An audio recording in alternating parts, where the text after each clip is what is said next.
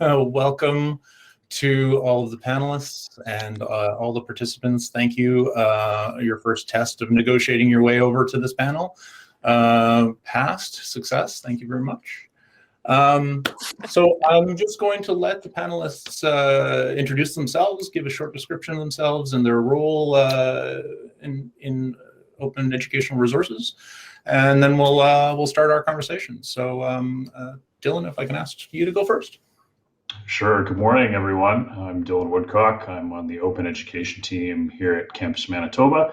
Campus Manitoba is a consortium of the 7 publicly funded post-secondary institutions in the province, including the 4 teacher education programs that we're speaking to today: BU, U of W, U of M, and Red River College. One branch of our consortium is the Manitoba Open Education Initiative. So myself and 2 of my colleagues are generally responsible for all things open education and open educational resources, incorporating more flexible teaching and learning practices at the post-secondary level. And I'm pleased to be here today to talk to you a little bit about what that impact might mean or look like in the K-12 system as you enter your careers. Excellent, thank you. Dr. Roberts, please. Hello, my name is Dr. Roberts. I want to acknowledge that I am an uninvited visitor on the Haudenosaunee Confederacy and Mohawk Territory. This is called the Iroquois Confederacy by the French and the League of Five Nations by the English, but the Confederacy is properly called the Haudenosaunee Confederacy, meaning people of the Long House. And specifically that I'm coming in from Montreal, or just outside of Montreal, Beaconsfield, Quebec. And I am learning about the place in which I am an uninvited guest at the moment. I am an adjunct assistant professor with the University of Calgary Workland School of Education, where I had the privilege of working with Joel and Nicole as graduate students in my EdTech ethics class, graduate classes. They were working in their learning and leading in a digital age project, program. But right now I am an instructional designer with Thompson Rivers University, and my main area of focus is the ZTC project, which means zero textbook cost. And specifically, I work with open educational resources and open programs and open educational practices all day, every day to support higher ed students. At the same time, I am teaching pre-service teachers, and of course, I integrate my love of OER and open educational practices in those courses as well. So I'm going to be talking about the practical implications and what you as a student can be looking for, and then what you as a teacher can consider with your students. Excellent, thank you. Nicole, please. You make me follow Dr. Roberts up. That's always very nice. Thanks, Joel. My name is Nicole Neutzing, and actually I was a student of Dr. Roberts. I was completing my my master's in education and educational technology, and I currently work in a couple different roles, mostly as an e-learning specialist and an instructional designer. One of the cool roles that pertains more to this is there's a new e-learning school starting out of Edmonton. Oh, pardon me, I'm in Revelstoke. I will actually put my acknowledgement into the chat because I'm still learning names and I don't want to butcher them. It's something I'm working on. I've just moved to Revelstoke in the last couple months, so I'm new to this territory. But anyways, rewind. I work for a school that's opening out of Edmonton, and they're looking at designing for open from the beginning. So the whole concept of designing and creating open educational practices, K-12 as an educator, from the start. So I'm very involved in that. And then my research was into graduate students' perceptions of open educational resources and building them, co-creating them, co-designing. Excellent. So I guess just a question to kick it off to anyone. First of all, if I am new. A year ago, I didn't know what an open educational resource was until I ended up in a class, and now I know far too much about it. And I'm hooked. I'm sold. And that's what I want to talk about today. So let's answer that question. What is it why do we share? Why do we care? Sell this audience on open educational practices and resources. Well, I'm going to start because daily I try to sell people open educational resources and open educational practices. My computer's doing weird things. There we go. I'm just going to put in the definition of what an open educational resource is right into the chat. And the reason I do this is this comes from UNESCO. So what we are talking about today isn't an idea from Verena, Dylan, or Nicole, or Joel. It is actually a global movement. It is a global movement to share your resources, especially if you can. So what I mean by that is you have the privilege and the opportunity to think about how you can share your lessons and ideas with others who might not necessarily have the opportunity to be able to create or share these resources and ideas. So I'm literally going to read the definition just so we're really clear. And then if anybody has a question, they might want to jump in just to ask, like, do you mean this or do you mean that? So they open educational resources, and they're known as OER. So that's what you're going to hear all the time. We'll say OER are learning, teaching, and research materials in any format or medium that reside in the public domain. And we'll talk a bit about that as well. Or under copyright, specifically Creative Commons license copyright, that have been released under an open license that permit no cost access, reuse, repurpose, adaptation, and redistribution by others. And then it just goes on to explain what an open license is. So this is any content that you can use as a teacher with your classes, and you are freely allowed to use it in multiple ways and multiple purposes. You can adapt it, you can change it, you can use it for math, and you can use it for social studies. So this is content that can be used over and over and over again, and you don't necessarily have to pay for. It is not usually found in a textbook because textbooks have a copyright on them, and the copyright restricts you from sharing that content. So when I started teaching, what I would do, and I will admit this now and forever be in trouble, is photocopy a page out of a textbook, cut it out, or sorry, yes, no, first I would photocopy it. Then I would cut out the pieces from the different parts that I wanted from the textbook and create my own page and then share that out with others. That is not an open educational resource to be shared because of copyright infringement and legalities behind that. What is an OER is if Dr. Roberts or Verena writes up, or Wikipedia, actually, I'll just explain it as Wikipedia. Going into Wikipedia, using any content in Wikipedia, linking to any content, adapting it, remixing it, and using it within your classrooms. Sorry for the long-winded answer, but I thought we should clarify what we're talking about in terms of content. Yeah, really perfect. I will just quickly mention in the corner, there's chat participants and Q&A. Please put your questions in the Q&A. Please. When you go to the Q&A, you can post with your name or you can post anonymously. And if you see a question that's already asked, there's a little arrow there. You can just vote for it, and it will increase the votes for each of the questions, and we'll get to the questions as we go along. Dylan, so Campus Manitoba, one of the things is, okay, where do we get help with this? What can we do specifically for Manitoba teachers? What kind of things does Campus Manitoba bring to the table as post-secondary students and for in the role as a teacher? Sure, that's a great question. So Campus Manitoba, the Open Education Initiative part of Campus Manitoba, began doing its work in 2015. And since that time, the awareness of open educational resources and open practices has grown very steadily in the province. And the organization naturally has developed over that time. But one thing that we really saw with the onset of COVID and the widespread shift to online learning was an increased need for having more accessible, digitally available, easy to implement, figuratively speaking, materials, by which there's some work involved, but you can get them right away. One day you're teaching in person and everything's going according to plan, and the next day you're teaching from your living room. through your screen. So as that awareness has grown over the years, it was really amplified with the onset of the pandemic.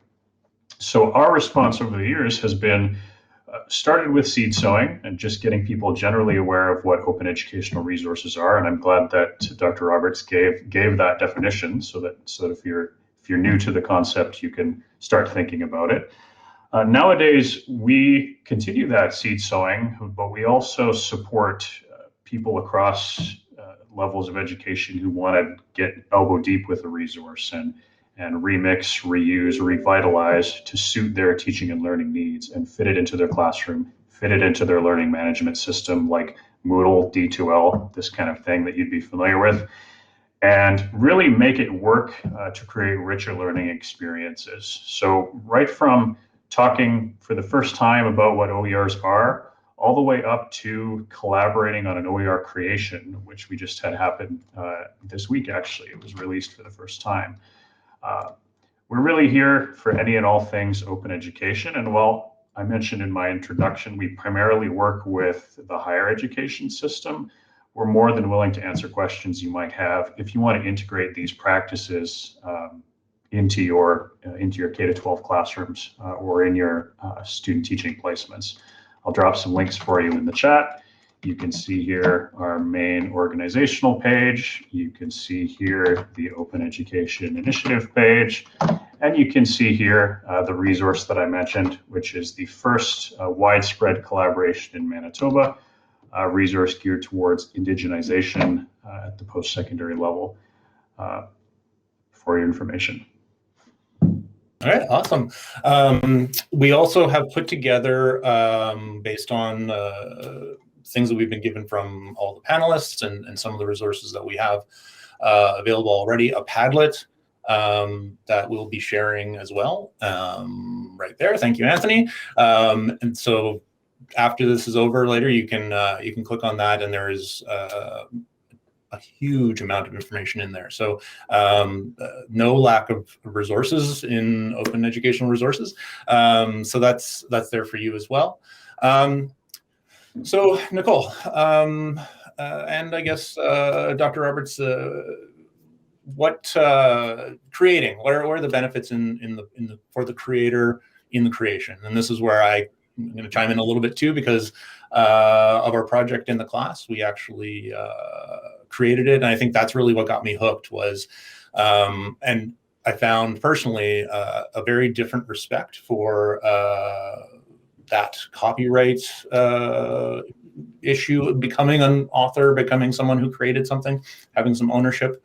I too will admit that I might have photocopied some things when I was in the classroom that I shouldn't have photocopied, but what's the need? Also, you said free, no-cost textbooks. That sounds like something people would be interested in, having an entire degree program without any cost for textbooks. So let's get into the details of why this is great from the learner point of view, the attendee point of view.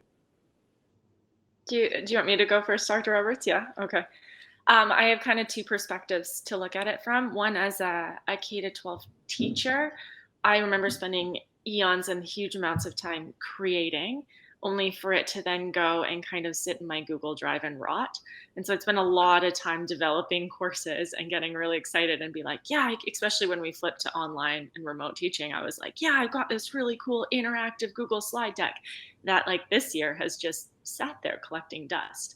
So I think one, from a creating perspective as a teacher, I know we often tend to create things and we're like very like precious with them and we don't like to share. But the idea of me sharing, then another whole class of kids gets to experience something really cool. Well, I think it's cool, but maybe their teacher also, if they're using it, thinks it's relevant as well. So it's that whole idea of being able to impact and share knowledge and I don't know if I'm going to put the time and energy and effort into building something. I like to be able to go out into the world and positively influence other people from a student perspective, because I've been on the opposite side where like Joel, one of our assignments in Dr. Roberts' course was to create a chapter in a press book, so in an open textbook on educational technology. So from a student perspective in creating, it was that authenticity. It was something I was really interested in. I had the ability to contribute knowledge. People were going to actually read it, which was a very, very stressful experience, but also very good. It kind of elevates the amount of energy and effort put into developing your assignment. It's not like in my BEd program where I was like, yep, check in the box, here you go, this is what you need, I'm going to get an A, yay, moving on. This was like, oh, it's going to go out into the real world and live, and people might use it. And that was enough to kind of kick me in the butt and make sure I spent a copious amount of time on my chapter. So yeah, so from a student and a teacher side, I think it's the ability to really spread knowledge and share information. That's at the end of the day why I like open. Yeah, absolutely. I felt that as well. You hand in an assignment, and it's between you and your teacher, you or your professor, and in the back of your mind, you're like, if this is a smoldering failure, that's fine. I'll get a bad mark or something. But it's no one else is. I'm not going to be embarrassed. No one else is going to see this. It's just a closed thing. But when they then take it and put it into an open resource and then share it with the world, you have it's out in the wild and you have no idea who is even going to look at it. Maybe nobody, but even that idea of it definitely ups your game. It's not really about the mark anymore too. It's really about the content. It's about what you're trying to say. Very, very different feeling as far as the involvement of the learner. Good stress, I guess. It was.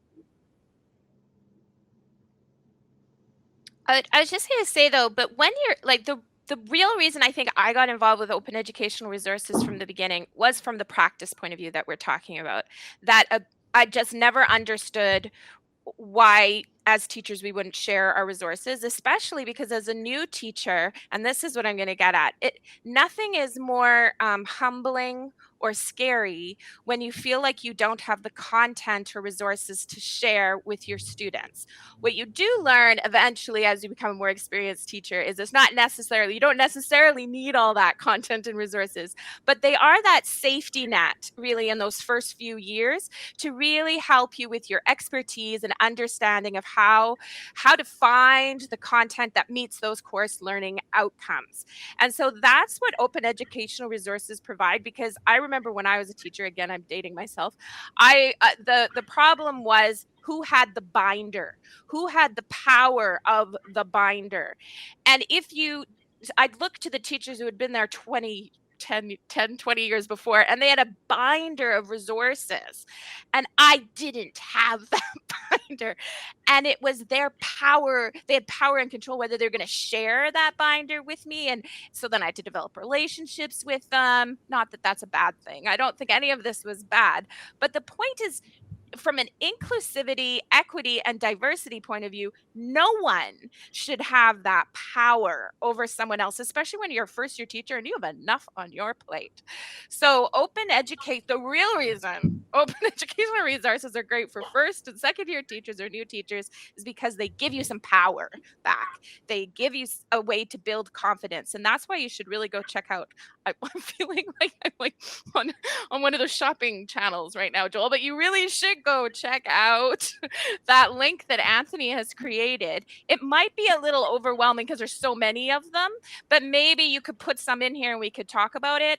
But if you look up like Khan Academy or OER Commons and you're teaching a math course, for example, grade 6, it doesn't matter if you're Manitoba curriculum, Alberta curriculum, whatever curriculum, you will find the resources to get you going and you will feel confident. And then you don't have to worry about someone not giving you what you need.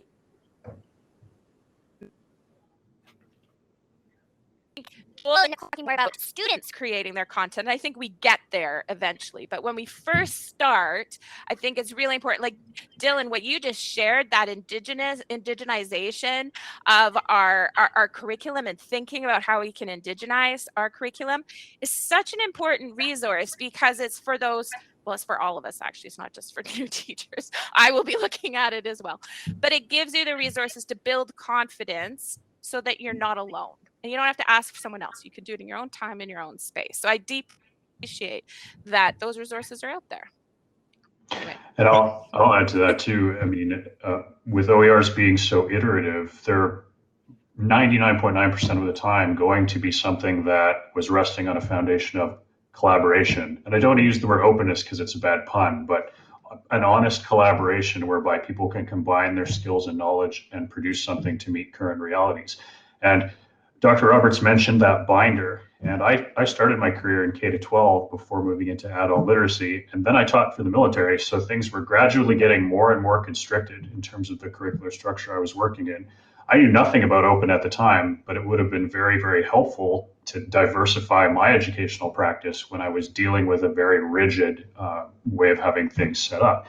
That said, as you enter the career, and you'll even notice this in your student teaching placements, someone's going to hand you something from that binder, and you're really going to appreciate it because you have nothing. But then you're going to look at the sheet, and it's going to be 20 years old. Yes. Or you're not going to know how to bend it and shape it into the way that you've been trained in today's educational methodologies. So you're going to hear a lot of buzzwords. If you haven't already, in the first 2 weeks of being back, you're going to hear backwards by design, assessment as learning, inquiry, Bloom's taxonomy, curiosity and creation. OERs fit all these things, and it gives you a chance to pull your students into the design process and have more of a say in how you're engaging in the way that you've been taught and shown how to engage with them. And, you know, it mitigates that issue where, yeah, you definitely appreciate what you get from the binder, but it might not totally work with what your jam is as you're entering this career as this sort of new age teacher with all these tools, and in this reality of having to do things through tech, probably more than we had to before. We don't have a choice in that regard. So being able to layer in OERs, you get that collaboration, and you get to make sure you're touching on all those points that will ultimately be helpful to your success, so you don't burn out in that first 5 years. Yeah, and I think that that binder, you've got the photocopy of a photocopy of a photocopy. You know, that it's that just physically as a thing is not great, but also like you're just perpetuating a teaching methodology that may need to have a little bit of a revamp, right? So like Dylan, you're saying, it's hard to take that and then do something with it, but that's what you've got, right? So then you kind of feel that pressure to use that. The other thing too is, and this is one of the things that we want to do in today, and one of the reasons that after this event, before the other panels, there's time for all of the participants to mingle and meet each other, because with technology, divide and conquer, right? If you're the only grade 5 math teacher in the school, then you feel isolated and you're all on your own, but there's dozens around the division, there's hundreds around the province.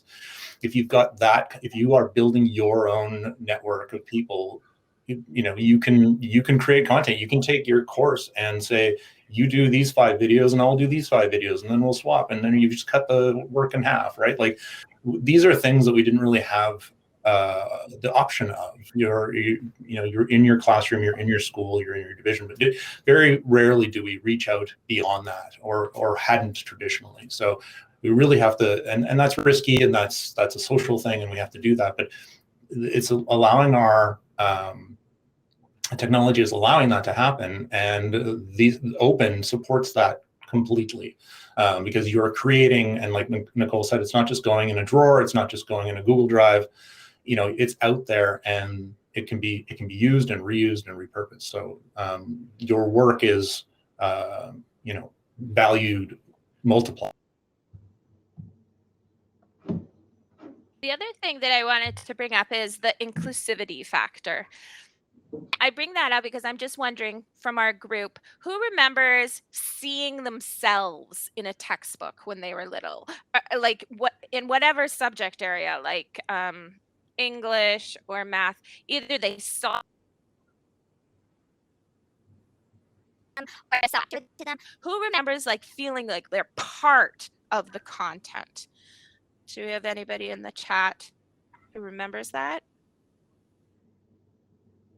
Nobody saw themselves in the content? That's just another reason why we definitely should be using it. Well, I think what I'm getting at is if you can change the content and you can tinker with it, then you can make it contextualized to your class. So for example, Dylan, your indigenization is a perfect example for today. So when we think of our Indigenous students in particular, one of the real ways to engage anyone is to make them feel included and seen and heard. And one of the easiest things to do is just to change the pictures that they see on a page or in digital content so that you can go outside and be with your class and you can take a picture of your class and use real examples. It's like in math class, I remember when our teacher actually changed our name and would put our names in it. Unfortunately, he was a male that tended to only use male names, so you can imagine my level of engagement in that math class. But you see my point. So open educational resources provide the opportunity for you to remix and make those changes to contextualize it to your students. It's also a way to think about interdisciplinary learning. When we think about interdisciplinary, it's not separating social studies, math, science, whatever. It's a way of connecting them. So you might start with what we're talking about, one topic or idea in, for example, I was teaching an English class and I was trying to engage the students and I was trying to figure out what they're interested in. So I would have different topics each week. And one of the things that interested them was data visualizations, especially during the COVID crisis and trying to figure out what the graphs actually meant. And then they were able to play with that data visualization and then write a blog post about it. So then I'm connecting computational thinking and digital literacy with English skills, communication, and writing styles. So that's another way that we can really blend content really easily, as opposed to when we have one textbook or one worksheet that separates things by discipline and really doesn't give you the opportunity to blend multiple ideas. I hope that makes sense. We again put examples in the Padlet to better support that, but that's why we put those examples there. There are discipline examples, there's multidiscipline examples, there's also the press books that show you students creating this kind of content. And I think what I heard from Joel and Nicole, and maybe you can expand on that a bit more, is how OER, or what kind of skills and competencies did you develop as a result of making your own OER? And I would argue it's the best way for digital literacies and digital fluencies to actually have to make and create something online. But what do you think? Joel's looking at me, he's doing the head nod at my direction. I think from a graduate student perspective, my research skills, it really pushed my research skills and just my understanding. I think Joel touched on this a bit of copyright and intellectual property ownership, because in university I'll go through and I'll read academic papers and I'll pull from them, but I didn't really think about the human behind all of that and the effort they put into it until I was put in that position. So a big thing with OER that I think gets overlooked a little bit when you're new to it is the idea that it can be remixed. So if I make something and I put it out into the world, Joel can take it and use parts of it and flip things around and expand or contract, or like Dr. Roberts was saying, basically cut it up and change it. And so when you go in and you take someone else's work and you're cutting it up and changing it, before I was like, whatever, I'm citing it, it's fine. But I think just now that I've done it and know that other people can do that with what I've created, I look at it differently. I just have a different level of respect. And also the ability, I think what impacted me huge and what I grew in was using networks. So getting into Twitter and not just reading an academic paper, but finding the person who wrote it on Twitter and messaging them and being like, I'm really into this. I want to pick your brain and go further. And that's something that I didn't necessarily have the skills or even thought I could do before this course. And I can see trickle down into my elementary school classes. If I'm able to do that, my students can go in and for their science fair, they saw a YouTube video that really inspired them. And so I was like, well, let's tweet the guy. like, let's figure it out. And so they were able to directly contact this guy. They were shocked that he's this Icelandic designer, that he was willing to sit down. He Skyped with us. I'm old. He Skyped with us after and like showed them and walked them through their experiment. And to me, that was kind of the mind blowing. And yeah, my digital skills definitely improved my digital literacy skills. But I think also understanding intellectual property and being able to connect to knowledge were the bigger takeaways that I had.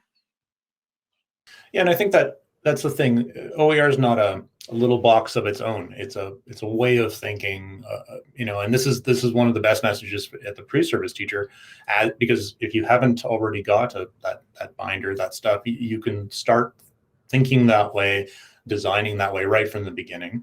And it just supports all of that cross, interdisciplinary kind of cross integration of technology. You're doing all these kinds of things, right? Like even the skills that you get, if you've never had to write a paper collaboratively online in like a shared Google Doc where there's like 4 people in there and you're on a Zoom call and you're like, no, okay, I'll go down here, and like there's things being typed above and you're doing, and it's just digital chaos. But that is an amazing experience in digital literacy. The number of things that you're having to maintain and not have feedback and not have your computer reboot in the middle of it, and you're looking up stuff and everything, that can be super powerful. And it's the same experience that you have at a table, but it can be anywhere. And the same thing, yeah, you can bring in resources. Geographical boundaries are gone. And that's something that's been really reinforced now with COVID. If there's any benefits from COVID, that the comfort people have to reach out, and you want to do a conference, you want to do a call, you want to bring somebody in, you'd have to arrange for someone to physically come there. Your entire pool of people who come to the school would be your uncle's aunt's cousin who happens to be, in the field that you're interested in. So your amount of people that you have access to is very small. This just blows that all wide open. And if you can collect that too, like even this, if you're going to do something like that, record it, right? Record it, make it available, put a Creative Commons license on it. Who knows? No one will watch it. Like you've already spent that time, right? You've already put that energy and you put the effort into it, and it exists in the world. Why, put it in your little hidey hole? And Nicole always says, precious, it's mine, it's precious, right? Right. So why, that sharing mentality, and it's almost, that community of sharing too. You'll get into it where, you're producing stuff and you feel better about taking from the collective pool, right? So, Dylan, because you work with, lots of different groups, and I assume they're probably coming into it early in OER, maybe the first time that they're working on a project. Are there common themes, common things to like start with, or, those types of where can I start, or what are the common pitfalls and things like that maybe you could save some people some time if they knew now? Sure thing. Well, the unequivocally most common thing I hear people say is, I didn't know this was a thing. And they're just shocked that this capacity is there, and that these services are available, and that these collections are out there. I guess a pitfall for somebody who's new to OER is that there's so much stuff in this spirit of collaboration that they don't exactly know what will fit best for them, or it maybe is aligned with some education standards from some random state, and they're like, well, this doesn't fit the Manitoba curriculum, so bye, see you later. And you really benefit from collaborating in these environments, because you can make them fit with the support from other people. Or you can reach out to somebody like me or my colleagues that work on the open education team here, or Nicole or Verena, and they will help you pick through, okay, these are your teaching and learning needs.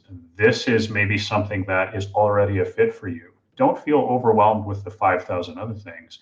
Maybe start with this and see how you can massage that and layer it into what you're already planning to do. Or maybe here's something, if you want to go a step further, that maybe you and some of your colleagues, maybe even your students, want to dig in and modify it a bit, turn it into a learning activity for that assessment as learning piece. Maybe try this. What's your learner demographic? Maybe this would fit with this particular class at this particular level. I think all four of us can probably lend some assistance in that regard. When you hit that wall of, okay, now what? I went from feeling like I had nothing to feeling like there's too much stuff, and I don't know where to start. And I saw Cassandra's comment earlier in the chat. You're reliant a lot on the curriculum in your methods courses. That's important because it outlines the outcomes that you need to successfully reach. But think of it, this is a food analogy because I like food, and right now I'm quite hungry, if I'm being totally honest with you. But think of the curriculum as knowing that you need to have dinner. It's like 5 o'clock on a Friday, and it's like, oof, like we got to eat in like an hour. It's dinner time. But the open community is an example of opening your fridge and using your intuition to make something that can work. No one's going to dictate to you how you should be doing things. You can use your inherent curiosity and your inquiry skills to make things fit together. And if you get confused, ask your friends. Like, hey, I've got this in the fridge. I know that I need to eat in an hour. How do you think we can make this work together?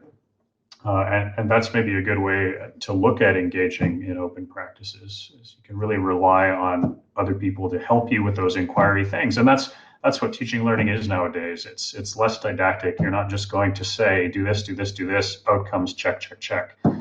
There's going to be some intuition involved. There's going to be lots of curiosity and big questions. And open is definitely a way to start getting you down that pathway. I'm putting a link to an OER evaluation form that was created by a K-12 OER project led by Dr. Connie Blomgren in Alberta. And in higher ed, we do what's called a gap analysis. So we're looking at the differences between what you would get in a textbook versus what you would get in an OER press book or well, it's a textbook usually that we're comparing to in general in higher ed. But in K-12, you're looking at resources like blogs, you're looking at podcasts, you're looking at so much digital content. So it's really important that, again, as a new teacher, that you feel confident in whatever you're using. So this is a quick checklist for you to go through to give you an idea of if you should be using this content or not, just from an accessibility point of view, Canadian content point of view, Manitoba curriculum point of view. That it just kind of pulls it all together. Now, what's fascinating about this list is if you go and look at textbooks using the same list or random blogs from major software, that is copyright, they are not all going to get all the checks and bells and whistles either. So nothing is perfect. You have to figure out what best meets your needs. And I think also when you're starting out as a teacher, that's about it becomes obsessive about the content, and then you soon realize it's not about the content, but you're probably not there yet. In those first few years, content calms you down. What you can also do, and I think what Joel was getting at, is choosing to share like a Google Doc or choosing to teach your students how to share using a Google Doc is just as important when we're talking about sharing open practices and open learning as sharing content that is openly accessible and has a CC license. So they're equal weighting. I would say. They're just using different areas of open learning. But the more you share and engage with your students, the more likely your workload will go down because they will be making, creating, using, remixing, and building a learning community in ways that you just can't do. So it's also, I think, Joel, you were kind of saying that before, it's shifting from the teacher knows all, teacher will tell you, teacher has all the answers, to a we will do this together. But to do that, you have to build the competencies and skills through digital fluency with your own classes as well. And part of that is using open educational resources. I just want to it's in stages. It doesn't all happen at once. I don't know any who have their students create their own press books because it takes a lot of time and energy from our end. And the students have to have a lot of skills as well before they even start. So we have to be realistic that it starts in baby steps. And so that's kind of interesting as well. I do have a question, and I don't have 100% of an answer, so I am legitimately asking this. So ownership, so someone gets pre-service, you graduate, you go get a job. Are there issues about ownership of that content? I'm a teacher, I'm in a school division. Who owns it? If they think they own it, is there ways around that? I don't want to open a can of worms, but I think it's something that we should maybe briefly touch on. I know we won't answer necessarily 100% of any of these questions, but I just want to make sure we've got a few things in people's minds so they can go and research it and find out more about it. Yeah, good question. I'll jump on this one because I've worked internationally. So I've taught at international schools. We have about 5 minutes left. Okay. So big thing when you're a new teacher and you get a new contract, go through and scan it and see if you own your stuff or if the school board or school you're working for owns you. So overseas, different contracts I've signed have actually basically said in them that they have rights to all of my intellectual property. So anything I create while I'm working there, doesn't matter if it's on their computers or using their stuff, they own, and I have to leave with them when I go. So I don't, whatever I'm building is technically on them. I had to clarify in with my last school I worked at, and they were even confused about it. So I would say if you're new, starting out, and you get offered a job, look at that contract and just know that chances are whatever you're building, the school owns anyways. So go ahead. Sorry. So best then to create something for the school division to own that's already been sort of built in the spirit of sharing. And I think about this every single day when I was teaching for the Army, how fantastic it would have been to understand that open even existed, because everything I built, if it wasn't being dictated to me, the structure of what we were going to do, then anything that I layered in got immediately sent to Ottawa and immediately sent to the pedagogical advisor on base. And my control over that was quite minimal. I mean, I had some freedom in terms of how I structured the day-to-day activities, how some learning activities looked, and so forth. But that paper and pen outline for a particular lesson or a unit or even a weekly schedule went straight off to Ottawa.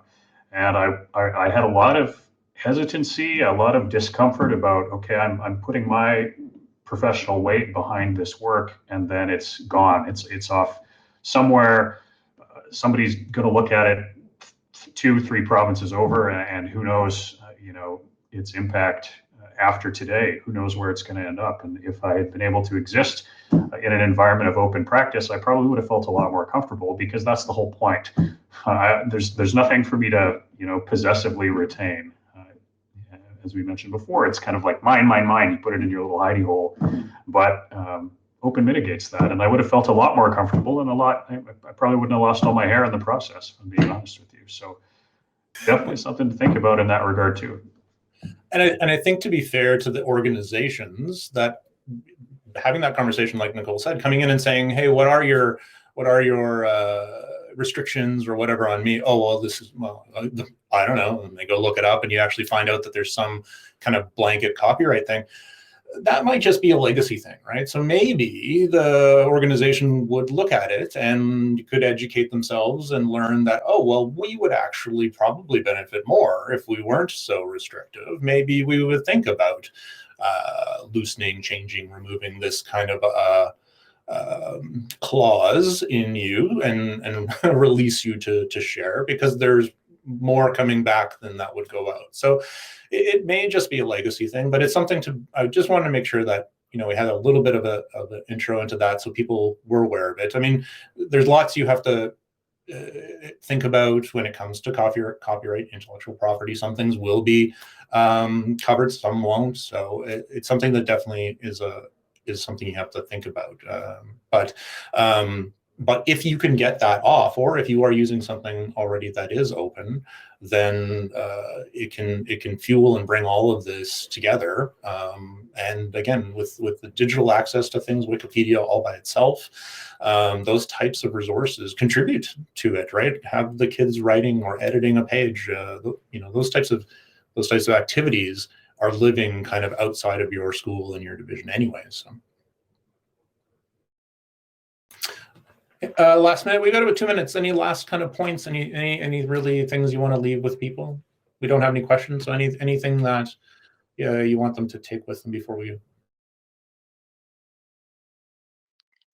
I just want to put out a challenge to Manitoba because I think this is quite exciting, Joel.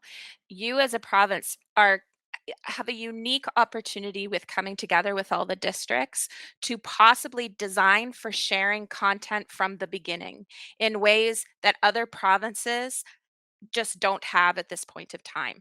So I challenge you to be the leaders in this area and to guide and lead other provinces in ways that we can design for sharing from the beginning, in order to do some of the magical things that we talked about today.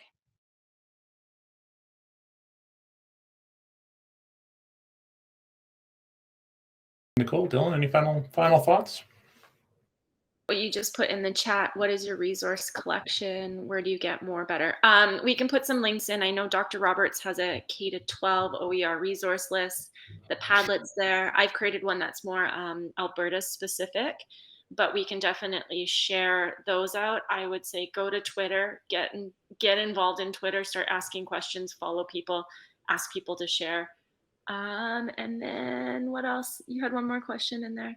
Outside of that, I would just say, yeah, starting when you first start teaching, it's completely overwhelming. So lean into those resources and use them because it will help you sustain and last longer than the 5-year burnout. So lean into it, use it. Okay. Dylan, any last thoughts? Good luck to you. Regardless of what your approach is moving forward, you are truly not alone, and that is the foundation on which open practices rest.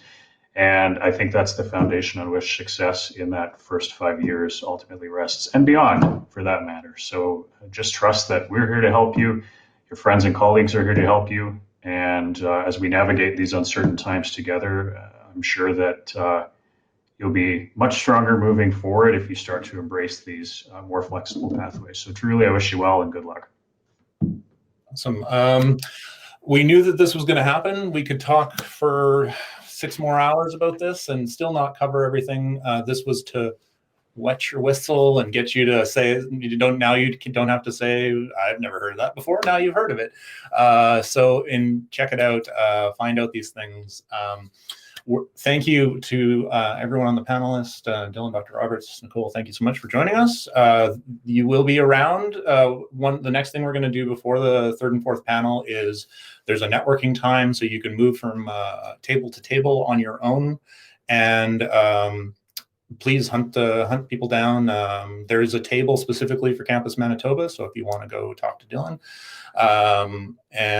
Yeah, meet with people, connect with people, LinkedIn, those types of things, and reach out. We're going to drop the link in the chat to get back to the other one. This is a breakout session, so the rest of the day is back in the main room. You don't have to do this again. So we'll see you back on the other side.